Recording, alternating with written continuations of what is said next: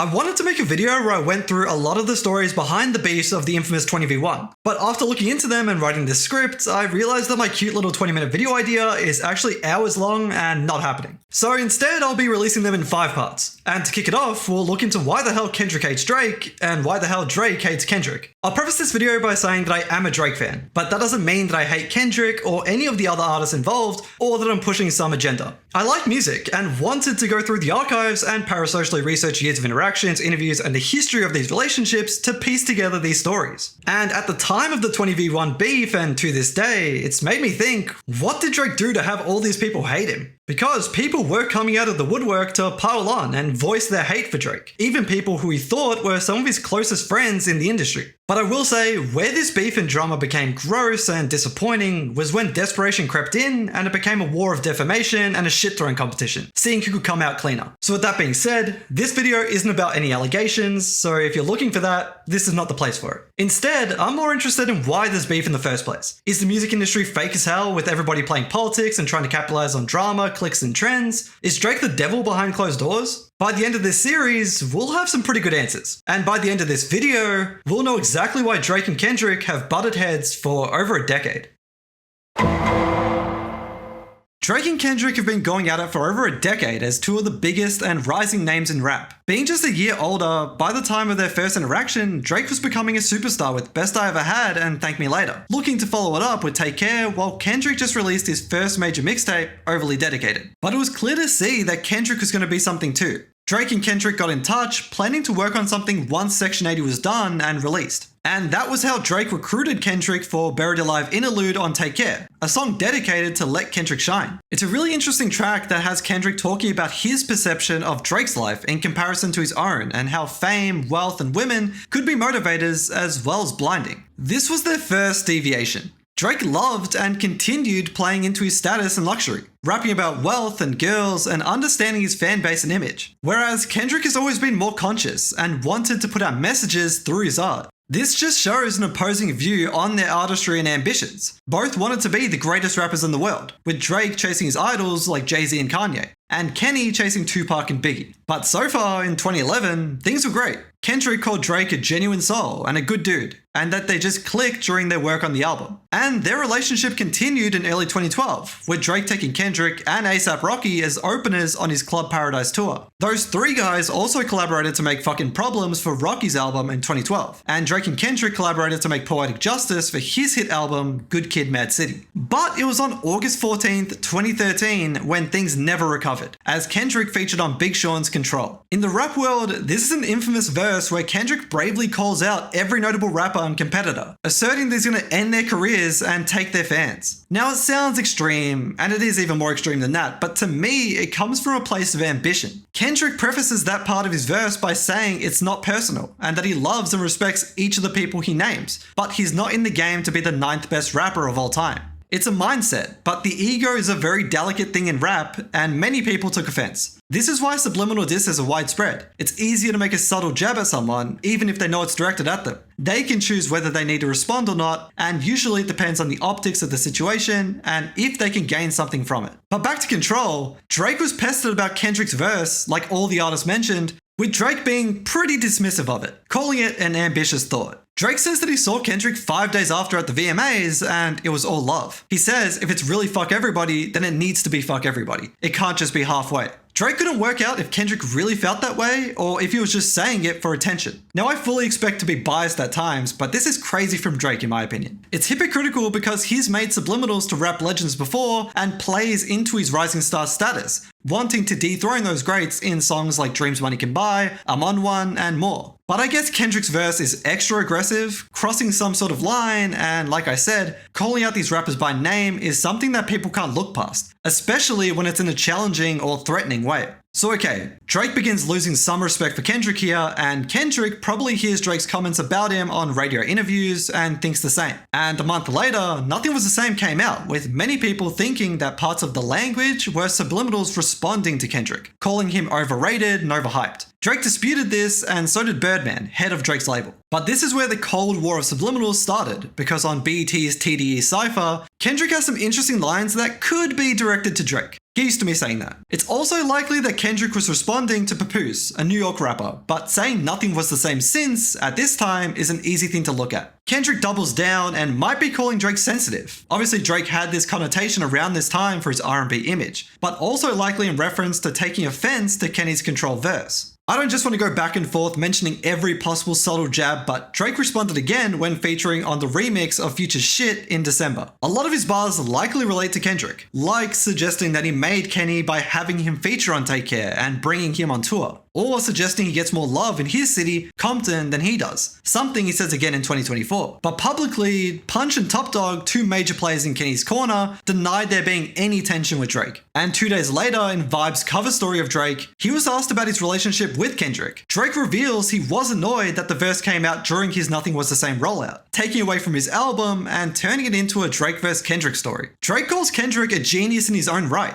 but despite there being no hard feelings between the two, Drake admits that it was made personal by being called out by name and felt like he had to defend himself. Ultimately, comparing himself to Michael Jordan, Drake didn't want to be baited into responding because Jordan doesn't have to play pickup to prove that he can play ball. Drake shows a disinterest in going back and forth and being in a rap battle, largely because he views himself as the bigger artist with more to lose and nothing to gain. Now, Good Kid, Mad City had well and truly taken off by this point, so while Drake had more hits and was more established, Kendrick was undeniably one of the biggest rising names in rap, so make of that what you will. Fast forward to June 2014, Drake posted a video on his Instagram rapping along to Kendrick's Cut You Off to Grow Closer from his overly dedicated mixtape, which you would think means they're on good terms. But in October, Kendrick had some more bars for Drake on his Pay For It verse with J-Rock. He makes a pretty clear allusion to the language with a motor-mouth line and triples down on killing his contemporaries. But in early November, Kendrick did a couple of interviews and made it clear that there was no beef with Drake. Instead, he seemed to see it as friendly competition and nothing more. But importantly, he says that he doesn't see himself going bar for bar with Drake, saying that they're two different types of artists. This comment is the most revealing hint of their relationship during this era of it. And it's an important time for it because it's in the next year that it evolves, and Kendrick's respect for Drake drops down another peg, or 5. But recapping what we have so far, Drake and Kendrick's relationship and tension stems from competitiveness, and maybe a difference in lifestyle and their drives. Drake started viewing Kendrick as fake, and Kendrick started viewing Drake as sensitive, in perhaps 2 ways now. And also with that interview comment, seemed to question his lyrical ability, not viewing him as a true lyricist like himself. But it was in 2015 when Drake's lyrical credibility was challenged in public and really brought into question. Now, while the Drake-Meek Mill beef is important in a handful of these stories, I won't cover it in this video, but there are great videos out there if you'd love to learn more about it in more detail. Before Meek Mill made his ghostwriting accusation on July 22nd, there had been subliminals fired on Used To in February, almost explicitly referencing the Control and VMA's aftermath. And then, something that was only caught in retrospect was Kendrick's talk of a rapper with a ghostwriter on King Kunta in March. Now, this could be about someone else, but given the allegations made 3 months later, it could reveal that Kendrick had heard some things through the grapevine. Now, apparently the song had been recorded in 2013 or 2014. I'm not sure how true that is, and it's very easy for an artist to make a change to a line if necessary. But let's say it was. This tells us that it was something that was suspected or known for a long time. This is a huge moment in their beef and story, and in the ultra-competitive war of rap, integrity and authenticity are king. Being a storyteller and a lyricist is a skill, and vital to being labelled the best rapper. And we know how desperately these artists were vying for that claim. And to a rap purist like Kendrick, hearing that Drake has help and collaborators completely invalidates his standing, so that even being compared to him, let alone ranked below him, is a slap in the face. It's unknown if Drake took offense to that line when he collaborated with fellow LA native The Game on 100 in June, in which he made a pretty clear jab at Kendrick.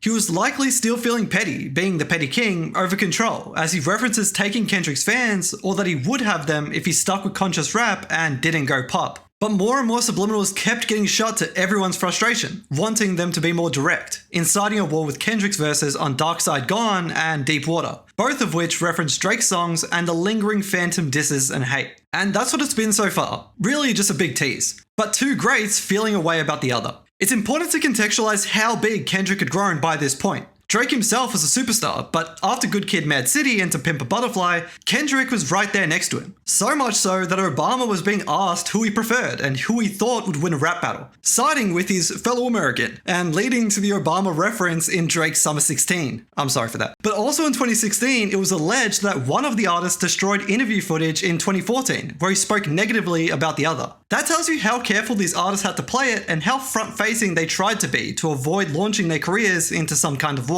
It was Marcellus Wiley on his ESPN show who first alleged this, saying that if the interview had got out, it would have sparked this bubbling feud to proportions of Ja Rule and 50 Cent or Ice Cube and NWA. Fast forward to today, it was a little bit bigger than that. But also it was later on May 8th, 2024, when Wiley would reveal on his YouTube channel that it was Drake and his team who had the footage destroyed. Apparently, Drake had directly said he thinks he's better than Kendrick, while Wiley viewed it as Drake being insecure and jealous. He also alleges that Drake personally intimidated ESPN staff into deleting the footage. Now, take this with a pinch of salt because who wouldn't want to make a video and speak about Drake at that time? But I don't have a reason to not believe what he says happened back in 2014. Apart from the fact that when he revealed this, everybody was anti-Drake, especially online. But this suggests that Drake really did feel a way about Kendrick, and more than he let on. He was vocal that he didn't appreciate being named because it detracted from his album rollout, but was adamant that he was okay with what Kendrick was saying because that's the mentality he should have. But in an interview setting, he lets his guard down and lets his ego break away from his more reserved stance that he had made in the past. Meanwhile, Kendrick was also playing the same game, saying that there were no problems between them despite so many subliminal disses that the entire world could tie to Drake. And the ghostwriting allegations, tying into the listed recording date of King Kunta, might reveal that Kendrick knew about Drake's collaborative writing during this time, and would have been a big reason for Kendrick's changed view of Drake. And continuing with things that we do not know for certain, the next event in their history is The Heart Part 4, which we can fairly pin as a diss track towards either Drake or Big Sean, or both. There's multiple lines that relate to Drake and their past, but also follow the common theme of being the best rapper in the game. So that was in March 2017, and nothing really happened after that. No real response or further subliminals, aside from the general I'm the best type stuff that's in both of their music. But Drake gives us a little more insight into his relationship with Kendrick in his 2019 Rap Radar interview. Now, interestingly, he never actually names Kendrick, but alludes to him along with J. Cole, answering questions and accepting their top 3 status. He does challenge their future in rap, making the point that the next 5 years will show who's really built to last. He also proudly owns that he lives a rap life in comparison to them, noting that he's actively partying, in the streets, etc. Linking back to Buried Alive interlude, Drake indulges in the materialism and luxury of the music industry, fame, and celebrity. He places himself ahead of them on a competitive level and believes that he really lives the life he raps and sings about, perhaps unlike them. But showing that he was changing too, he did admit that he took inspiration from their hiatuses and values, putting in work for an album for 6 months and then going back to his real life. Almost 2 years later, Family Ties by Baby Keem came out and Joe Budden believed that Kendrick dissed Drake on it, trying to incite the beef and rivalry because since 2017, it's been almost non-existent. And before we get to the big 2024 drama and civil war, I just want to point out how little real-life interaction they've had. As I'll go through in other stories, Drake has hung out with these other people, going on tour with them, being at the same parties, whatever. But when it comes to Kendrick, they've always been distant and haven't shown a friendly relationship since 2013. But it was in October 2023 with First Person Shooter and Cole's Big 3 bar and other allusions to being goats of the rap game from Drake and Cole that pushes Kendrick to respond months later more directly than he ever has before. Hopping on Metro Boomin and Future's joint album, We Don't Trust You, Kendrick's verse on Like That, releasing on March 22nd, was the detonation of the fuse that was lit by the hit success of First Person Shooter. Kendrick wasn't going to stand idly by as his 2 greatest competitors parade themselves around as legends and the best in the game, especially Drake. So he chooses this platform to make that claim and issue his response. And this shouldn't be surprising. If there's one thing you should take away from their story and understand about their beef, is that from Kendrick's side, it's a matter of respect for their shared craft. Numbers, rankings, critical acclaim, and personal opinion is what separates these 2 guys, and rightly so, as 2 of the biggest rappers, 2 huge artists, and rivals for over a decade. So when Drake responds on push-ups, it's no surprise that he references those things, along with the short jokes, and reveals this beef is nothing new. But looking at what was said in these diss tracks, like I said, the majority of the allegations seem like desperate, unproved attempts to tarnish the other person's image and claw back credibility and face as the war raged on. But we can see some of the other things that they don't like about each other. Kendrick thinks Drake is disrespectful to some of the greats like Jay-Z and Pharrell Williams, or even Kendrick seeing Drake's musical variety as shameful, attaching himself to other sounds and cultures, which Kendrick likens to a colonizer. Drake doesn't respect Kendrick's features with white pop artists like Maroon 5 or Taylor Swift, seeing that as shameful as he attaches himself to pop sounds and different fan bases. You can see what those issues connect back to. But Drake also held suspicions about Kendrick that only another artist could hold. And that was that Kendrick was manipulating his streams and numbers, suggesting that he isn't as big as he makes himself out to be. Drake alludes to this in Family Matters, which many people didn't realize until the ensuing lawsuit was well underway, and we'll get there in just a moment. But there is another song that came out months later as an Instagram-only release by Kendrick, shortly after he was announced as the Super Bowl halftime performer and was basically on top of the world. That song is Watch the Party Die, or The Day the Party Died. It's not officially named, so that's just what fans have called it. And in this song, Kendrick goes back to a more respectable form of rap as he reflects on the beef and reshapes the narrative of the beef towards his broader goals of a new hip-hop or the return to the old ways. He wants to shift hip-hop away from the glorification of luxury, wealth, and celebrity lifestyle and towards lyricism and music with deeper meaning. I think Kendrick's confidence in being a great rapper and why he takes so much offense to being under or even near and compared to Drake is because he views his form of rap and artistry as pure and real hip-hop. And credit to Kendrick. Even if he deviated from this here and there, this has been a consistent intent and a part of his beliefs from his very early days, and his earliest collaborations with Drake in 2011. Soon after this, in late 2024, Drake sued Universal Music Group, or UMG, and Spotify, alleging they artificially inflated streams of Not Like Us and defamed him. For those paying attention, you notice that Drake alluded to this prior to Not Like Us coming out. So while I first thought it was an attempt to save face, I think it revealed that Drake knew something behind the scenes. To what extent, I don't know. But it does make you wonder how Kendrick was able to be locked and loaded and ready to respond, sometimes within minutes. Now, I don't want to dive into this part of their story too much either, because as fans, we shouldn't really be getting involved or caring about this type of stuff. And there's enough people on Twitter investigating it themselves. But I'll give you the Cliff Notes summary and some of the major findings or points being made.